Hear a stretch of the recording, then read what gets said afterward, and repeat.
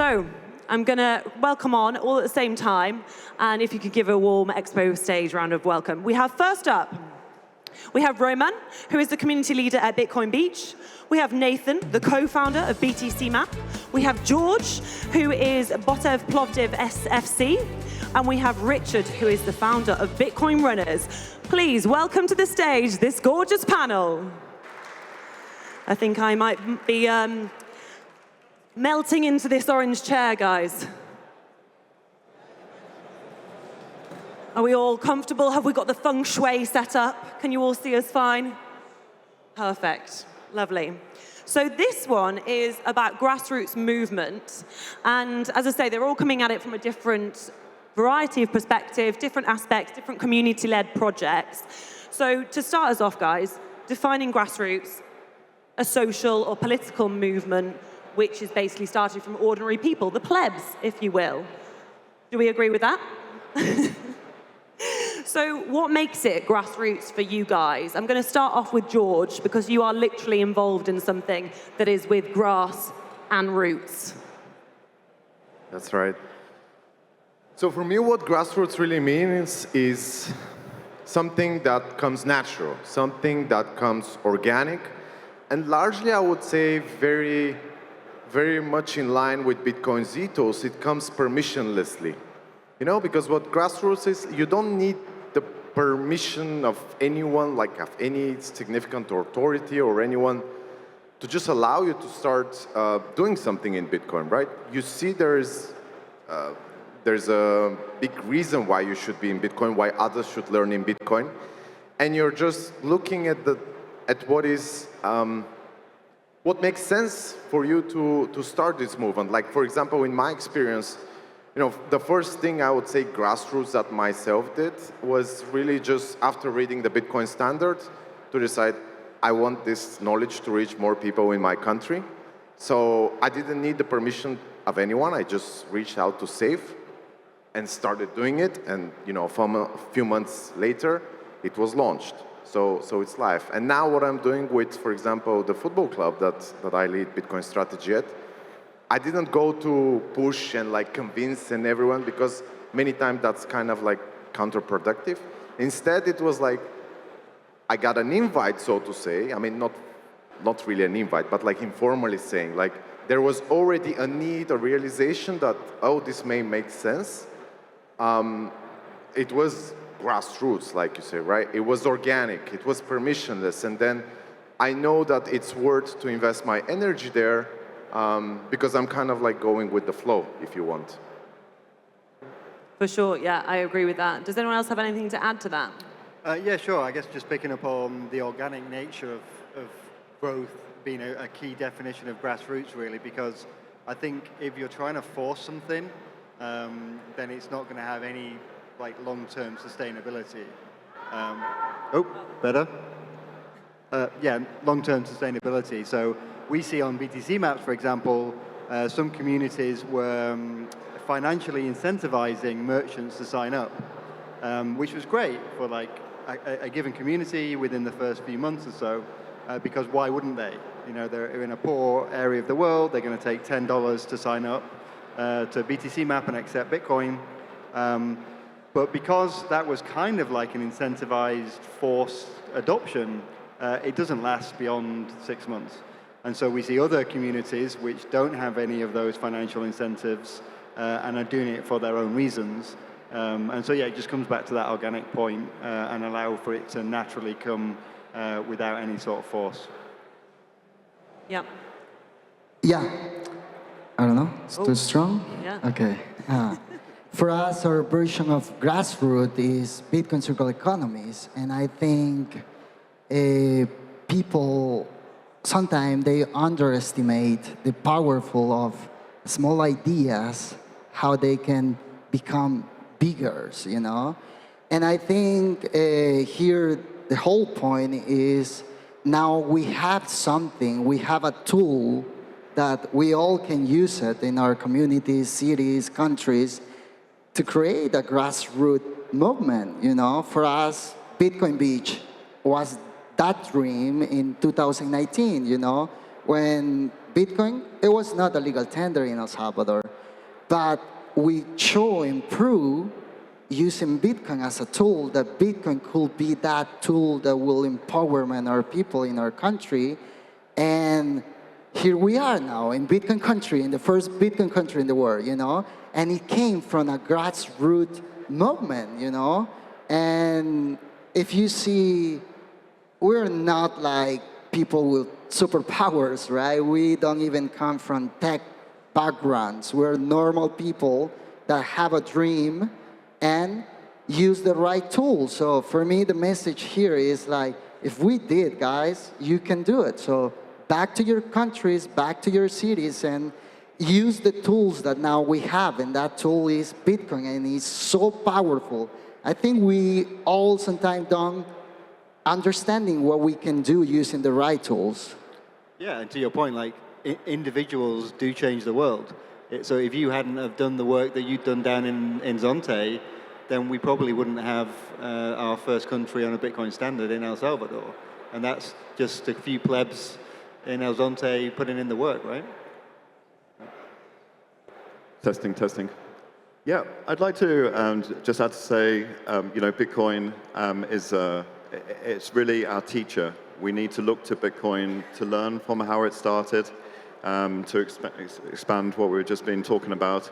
Look at it being open source, free, permissionless, and the open source nature is particularly important. But this has started from a grassroots movement from the 1990s, from the cypherpunk days. It took them about 16 years to get before Bitcoin was invented with the white paper when that was launched. So 16 years of that grassroots movement actually happening. And then now Bitcoin is there, and we can look at how it works and adopt its philosophies to then build upon that rather than the top down. We can drive it up from the bottom. I think this is a good approach. Yeah, that's the way to do it. Maybe could you guys give a little bit of, so that the company we have here can have more of an experience of what your community and your projects are. Is there a particularly memorable experience that you have working in the grassroots projects that you do? With Bitcoin, obviously. So from my side, I started Bitcoin Runners. This is an open source. Again, learning from Bitcoin. It's free, it's open source, it's borderless, it's permissionless, and it's a running club. So playing with words, you run and you Bitcoin. And you're a Bitcoin runner if you do both. So, and in order to be a Bitcoin runner, you just wear the shirt. And then you can communicate that you're happy to talk about Bitcoin if somebody else wants to come up to you and talk about it. So today, it's the 5th birthday of Bitcoin Runners. Happy birthday. So thank you, I'm really, thank you very much. It's thanks to lots of people who have just seen it growing and then joining in and then participating, leading runs. And this sort of stuff. So I forgot exactly where I was going with this. Oh, I was going to tell a story. So 2 years ago, actually 3 years ago now, I went to El Salvador and I met Roman for the first time. And these guys, they love Bitcoin and they love running. So we went for a run in the jungle. And I think Roman remembers. And it was really intense. We were running on the beach. We had to climb up a mountain. It was like full climbing. I'm scared of heights. I was really afraid. I thought going up, it's okay, we're not going down. It could be worse. In the jungle was like scary too. And then they were doing press-ups on the mountainside. And it was like about 14 kilometers. We were really exhausted at the end. And then we had to come down the mountain, the cliff edge, which was even harder than going up. So these guys understand proof of work. And for me, that was you know, the most memorable experience I've had on Bitcoin journey with this open source grassroots movement. Very good. I think I'll take the fact that of just wearing the Bitcoin Runners t-shirt, that makes me a Bitcoin runner. I don't think I'm going to hack that. No, I just want to clarify. I used to run. I'm not running anymore. You can see it, right? I think you've got more important things to do, haven't you? You're fine. And we've just touched upon a couple of things there about kind of values. What would you say are the common values that do kind of show themselves in your communities through the Bitcoin movement? Is there something that comes to mind? Or goals? If not, then I can keep things going. It's fine. I'd just say it's the, picking up on the proof of work thing, it's just being consistent and present. So I also run the Manchester UK meetup. And yeah, in the early days, there was just me and one other guy that used to turn up, and it's very easy to give up at that point, right? But just that consistent proof of work. And it's kind of in Bitcoiners' natures not to give up, or if somebody tells us that we can't do something, that just makes us want to do it even harder, right? So yeah, I see lots of the communities that are thriving across the world that we see on the map, at least, is down to individuals just putting in that consistency day in, day out in their local communities, and good examples here. And yeah, we see more and more popping up all over the world all the time. Yeah, for sure. Thank you for sharing that. Go on, George. I think in terms of values, or like some common theme that I've definitely seen within our community in Bulgaria, but I think it's probably valid almost anywhere, is like, just the contagious energy, is the enthusiasm that so many of us have felt at some point and continue to feel once they realize how life-changing Bitcoin can be for them personally, for their community, for their surroundings, and their willingness to, to make a contribution, regardless of the size, right? That's what kind of makes this Bitcoin community so unique for me, whether it's back at home, whether it's when visiting, far places like Bitcoin Beach. Anywhere you go, that's the contagious part in my mind. And what is also kind of important in terms of values, and what I highly respect when I think it's, if not omnipresent, like very, very much present around Bitcoiners, is this staying humble and this being kind to people. Like so many of Bitcoiners, I wouldn't say all, but like the vast majority are kind people, and that's what I think. This is a great value that helps, that invites, that welcomes people, and that we should strive to preserve and keep as we grow as community. Very nice. And have you seen people change their perceptions of this over time in Plovdiv, where you are, because you're paying the players of the football club in Bitcoin as well? Has that shifted over time, the perception? It's slow. I guess it's like coming back to what Nathan kind of stressed earlier. I don't think, you don't have to force things down the throat. You kind of like have to find where it flows, and when you feel invited by a person, by a situation, that's where, like try and let it go. You have to be like, I think, really aware of these opportunities that come, to be just looking for such opportunities, whether it's individual conversation with somebody, within a group, within an organization, and then to level it up. It's happening. It's just like you don't have to be impatient and overly pushy, right? Apply that low time preference and that awareness to the orange pilling process and the education process as well. Yeah, low time preference. When we started Bitcoin Beach in 2019, I remember that everyone in El Sonte, like we have 90%, we didn't know at the time, but when we started like using Bitcoin, we started realizing this information, right? That 90% of the people were on banks in El Sonte, right? So families were saying, I cannot save money because my salary is too low, right? So when the pandemic hit in 2020, we started some constructions projects, and we started to hiring people, and we started to offering salaries in Bitcoin. And the same families that were saying, I cannot save money because my salary was too low, now receiving their salaries in Bitcoin and converting to US dollars what they need in the end of the week, and now having a place where they can live the rest, these families start to saving money, right? So we all grew up that, I think not just in El Salvador, but everywhere around the world, that if we want to save money, we need to put it in the bank because that's the safe place to put it, right? But we see that perception perceptions changing in our community, that the problem was not that the salary was too low. The problem was that they didn't have a bank account. They didn't have a place where they can live something. So families were spending what they earn in a month, they spending in a month, you know? And that cycle was one over and over again, you know?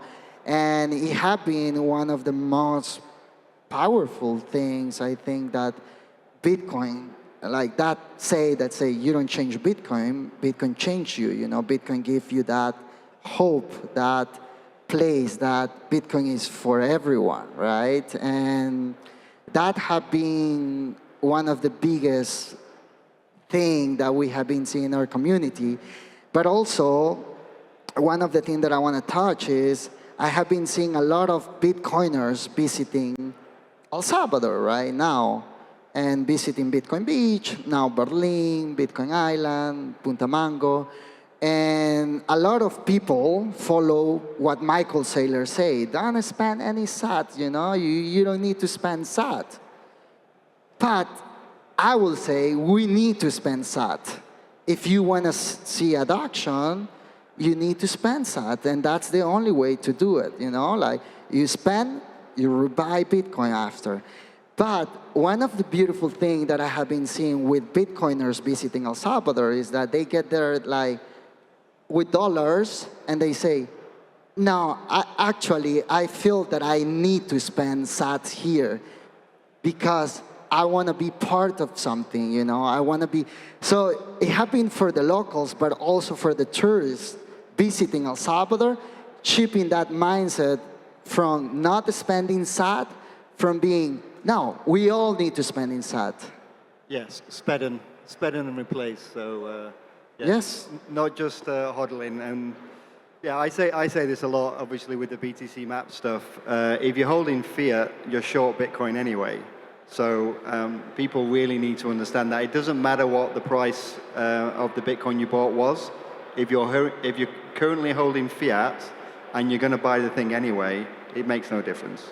So spend and replace. Well said. I could hear some whoops in the audience there for that. Spend and replace, remember that. We've talked a little bit about... Spedden. What is that? Spedden. Oh, fine, Joe. Joe also always gives some SAT to people. Always. What strategies have been particularly good for fostering the adoption and that community feel? But also on the other side, has there been anything that really hasn't worked for us to learn from? Any fails? Yeah, from a strategy, from a positive side, I would say that open source is really important. You know, you see people with their hats, open source everything. If you have a passion, something you're interested in, open source it, share it with other people, let people build on what you've created. And this is very much a Bitcoin ethos. You know, if you need a license, MIT, make it really, really public. So with even a running club, you can just make your own shirt. You can be a Bitcoin runners shirt manufacturer anywhere in the world and sell these shirts. And then you just helping to promote Bitcoin amongst the community. And if you're crazy enough to wear a shirt, then you're going to be good enough to, you know, talk to people about Bitcoin and be an educator. So I would say that. And I was trying to think of some I don't know, drawbacks or things you shouldn't do. And one thing that sprung to mind was having a niche of a niche, or a niche of a niche and a niche. So you can just be focused on Bitcoin only. And this is Michael Saylor. He hasn't got anything else. He's a Bitcoin man. That is the best way, 100%. But then if you're going to mix it with running, then that's already a niche, and it's already losing a lot of people, if you're not a runner, for instance. But then if you break it down even further, that you could have a niche of like a vegan Bitcoin runner, that's even less people you're going to touch. So I would say avoid having too many niches, keep the level as high as possible. But there will be crazy people who are also interested in what you're interested in and help spread the good word of Satoshi. So. Yeah, I guess what doesn't work is, you know, don't start mailing people the Bitcoin standard and telling them about Austrian economics and go and read the Mises lectures. So yeah, go slowly, even if you're in that kind of manic phase where you've just found Bitcoin and you want to save the world and save all your friends. Well, I've been through that phase, and I think you can almost put people off Bitcoin by going in too hard and too crazy. But one thing that has worked for me, we homeschooled our kids for a while, and we were actually up in Bansko, Bulgaria, as part of a World School community there, and we were running Bitcoin for Kids courses for free, and all the materials open source, and it's all out there for other people to use and change as they see fit. But it was really wonderful to see, because we were explaining money and Bitcoin to kids. So this is ages, I don't know, 8 through 14 or so. And it was really interesting to see that all of the adults, all the parents, were just lurking at the back of the room. And that, they weren't staying for some of the other courses we were running. But it was kind of like a safe environment for the adults to learn Bitcoin from the very basics. And they didn't have to feel stupid. So yeah, it was really, really good orange pilling session, sort of via osmosis through the kids to the parents. So yeah, that was a really good stealth way of getting people over some of the hurdles of Bitcoin education, I think. Absolutely. No stupid questions here. Roman? Yeah, I will say it's also important understanding, like, when you're going to start it, don't thinking big, Start like small, being conscious about what you can do, Like, if someone can say today, I'm going to orange peel in Prague. It's going to be hard, Probably in a month, it's going to be tired saying, like, this is hard, I'm done, But if someone say, I'm going to start, like, a Bitcoin meetup every month in Prague, and it doesn't matter how many people come, I'm going to do this meetup every month, and I'm going to be constant with that, And you will see that you can grow from there, and then people will come, the network. There are a lot of people that, for them, it's hard to do the first step, But when someone do, they will come and help, because Bitcoin is that, right? Bitcoin is open source. Bitcoin is collaboration. Bitcoin is family. Bitcoin. I think sometimes we all get surprised, all the support, all the help that we get from many people, right? That before they were not thinking to help that project or get involved, but then they see Richard, and they say, oh man, you're doing it. I want to help, I want to support, So I think start small, start small with a small idea, and then see if you can grow from there. Perfect. Yes, I agree on this, and I would actually say that I guess what is the most important, especially in long-term adoption within a particular community, is really taking action, regardless how small this action is. And I've seen this over the years, for example, in our community in Bulgaria. I've taken the action of translating some books. Here we actually have some friends who have taken the action of, there's Ivan there who has started a YouTube channel, and over the years he has probably orange-pilled thousands, if not tens of thousands of people. There is Joro over there who started last year doing a merchant conference on his own, permissionlessly, gathering tens of people, first time, second time, and all of this, like, people taking small action, over time it compounds, and it also gives the kind of the impetus and the example for other people to do their small or larger thing, and so on and so forth. And all of these compounds, and it can look very small, but month after month, 2-3 years down the line, these kind of things add to a bigger and bigger puzzle. What Nathan has done in Bansko has already influenced some people who, might in some way cross-pollinate what we do in other cities. And then you reach that, I believe, that inflection point in many communities. So take action. If you haven't already seen it, the 21 World, there's a stand down there, and it's a really great initiative. You can, if your country isn't already painted orange, you can set up a 21 World podcast, a meetup group, just something simple, as you were saying, something very small. And this is just run by volunteers, and it's in the local language. So 21 is the name of the organization in your country, in your language. And it will be local language podcasts, local language information. It's a really nice initiative. If you haven't already seen it, it's worth checking out. Thank you, that's good to know. Just a little show of hands. Maybe some of you are feeling roused, maybe even inspired by these fine gentlemen's experiences. Is anyone in the crowd here thinking of starting something up in their community? Gorgeous. Very good. Okay, thank you. So with that in mind, is there any other bits of advice in terms of even, useful platforms that can get them started with things like that? Or, meetup groups? Any more advice for them? Get yourselves on the map. That's the spirit. Yeah, exactly. So BTC map. Actually, I want to pass the next question to you anyway, Nathan, because I was interested. Is there a particular area that seems to be well collaborated on BTC map? Is there more data for one particular part? Yeah, so we're seeing communities coming from all over the world. It's quite distributed. On the merchant side, we're seeing kind of hotspots at different points in time.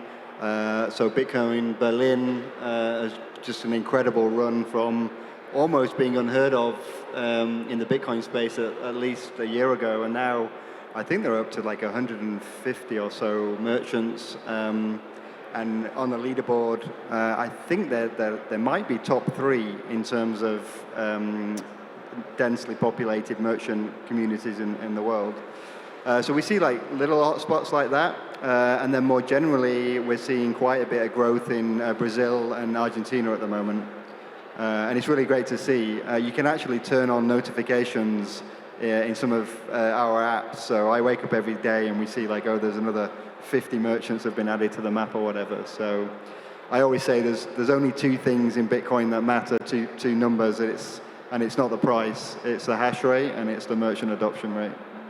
Indeed, well said. And once you've got one shopkeeper or whoever it is on that map, that osmosis, that kind of knock-on effect is really powerful. So don't be afraid to be the first person in your area doing that, even if you cast out as the crazy at first. Yeah, and it's hard to start. It's a chicken and egg problem, and the only way you solve that problem is by starting and just continuing. And then that just spirals, and it's a kind of self-reinforcing feedback loop. But it's really difficult to get going, and you just got to be persistent and keep asking, cash or Bitcoin? And it depends what your community is, obviously, but like it's definitely hard to start. But for example, I can give an example in my city, in Plovdiv, right? When we started the first meetup, actually I didn't expect that many people, right? Because I've heard so many of these stories, like on the first meetup, like 3 people showed, or 2 people or 5 people, or whatever. In our case, we had like, I don't know, like 40 people or more. And the reason we had so is because there was this like reason. At the time I was publishing, The Price of Tomorrow in Bulgaria, and we announced it, pushed it here and there, and there was reason for obviously people who I already knew to come. But surprisingly for me, quite a lot of people who I didn't know, were into Bitcoin, they kind of showed up. Some of them were like older Bitcoiners and so on and so forth. And you don't have necessarily, to translate the whole book or something. Like you can even literally just invite somebody like who is well known in the Bitcoin community, and it's not really hard to get somebody to go to your city. Say, you create an event and say that's going to be the first Bitcoin meetup, and you'll be surprised that definitely people that you don't know are into Bitcoin are going to show up in this event, and this can be the catalyst for now every month this day. We meet for an event. So, just thinking of this small catalyst again. Perfect. Yeah, and I'd agree with that. It's amazing how many Bitcoiners are out there that are not on Bitcoin Twitter. Like, they do exist. And you find those at the local meetups, and you get people who have no idea of the latest drama this week that Bitcoiners are fighting about on X or whatever. We're everywhere, but without a meetup, then it's hard for people to meet up in meet space. Yeah, for sure. Thank you for that, guys. Moving on to something which could sometimes be seen as a little bit more the controversial topics, which is the misunderstandings or misconceptions that you guys have faced in your respective domains and areas. And what have you done to maybe debunk them? Something that comes to mind? Yes, I've had quite a few encounters with people wearing the shirt, and they will come up and say, you know, Bitcoin is bad for the environment, and I normally take a deep breath, you know, get ready to respond, and actually, you know, we know that Bitcoin is actually good for the environment. It drives a green energy revolution, but it takes a long time to reach that conclusion. It took me a long time, took me several years, and to get my head around what was happening.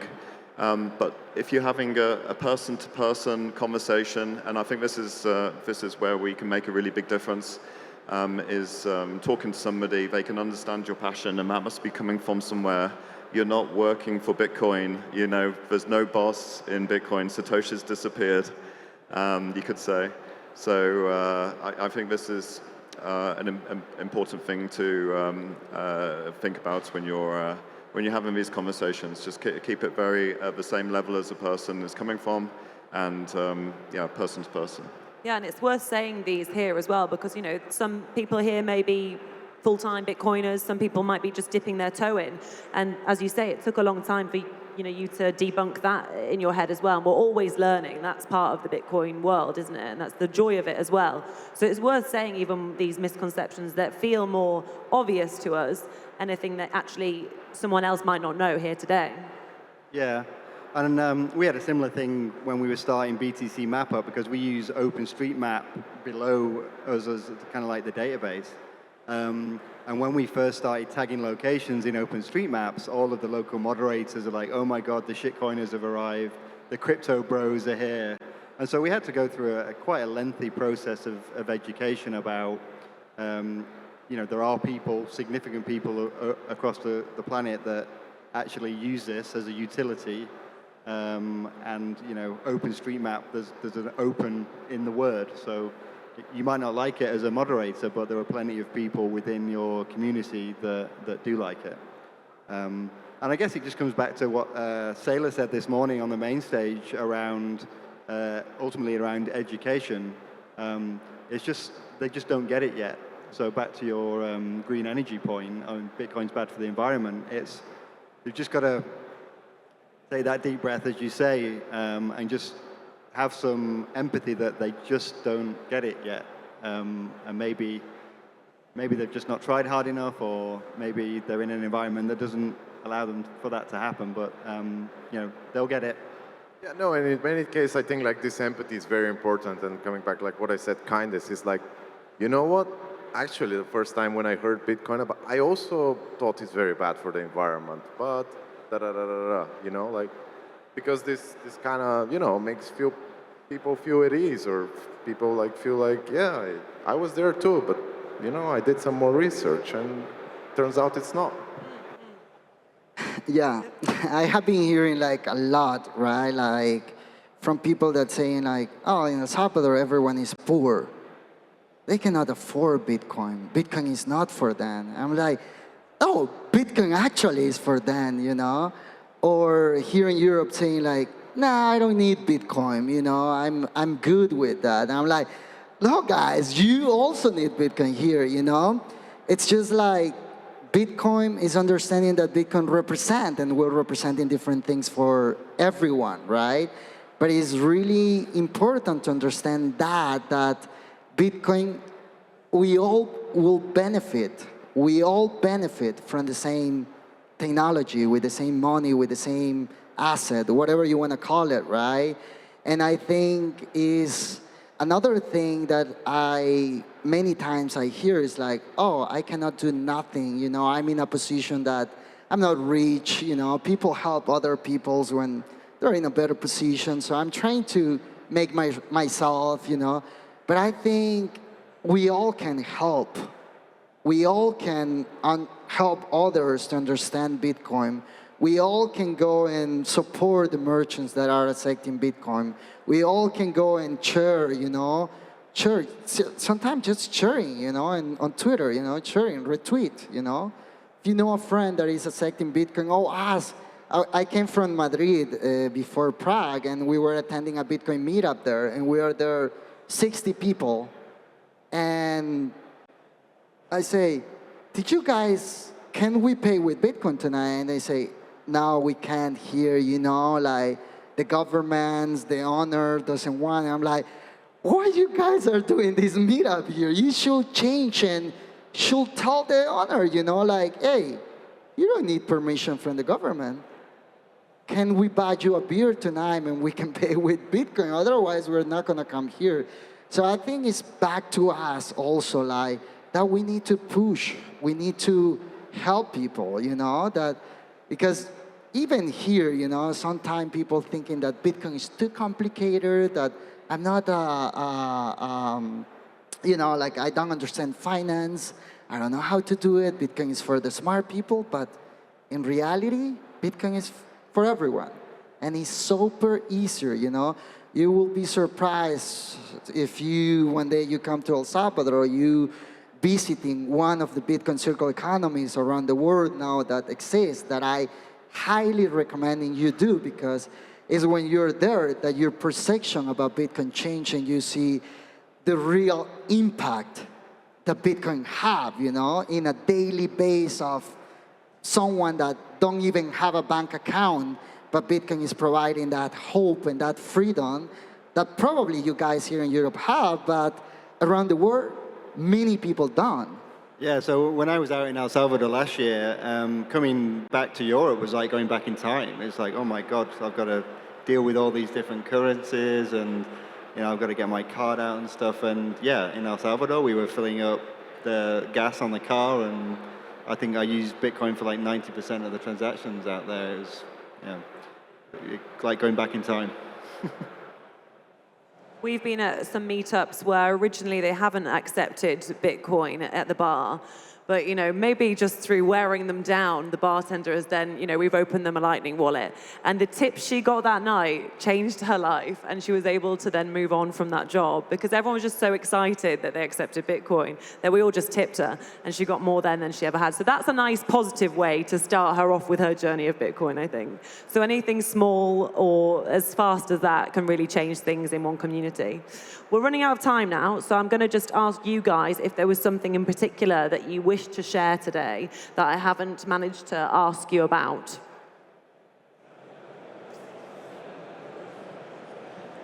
So many things, so many things. Well, I'm so sorry. What a terrible panel. Time is short.